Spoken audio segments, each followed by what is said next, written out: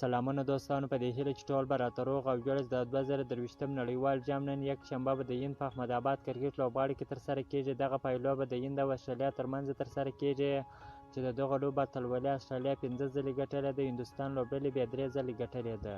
په روان نړیوال جام کې د هندوستان لوبډلې ډېرې خوندورې په زړه پورې لوبې وکړلې. په خپل ګروپي سیالۍ کې نه لوبې وکړلې چې نه سره یې وګټلې.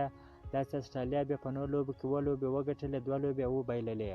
د استرالیا لوبډلې بیا تر ټولو زیات نړیوال جامونه ګټلي دي چې 15 ځله د دغه لوبو اتلولي خپله کړې ده، خو د هندوستان لوبډلې بیا 2 ځله د دغه لوبو اتلولي خپله کړې ده. ګورو نن چې کومه لوبډله به د 2023 نړیوال جام اتلولي خپله کړي. په روان نړیوال جام کې چې ډېرې منډې جوړې کړې دي هغه د هندوستان پیاوړی توپوهونکی ویرات کوهلي دی چې 211 منډې جوړې کړې دي او ډېرې وکټې چې اخیستې دي هغه محمد شمي دی چې 23 وکټې اخیستې دي.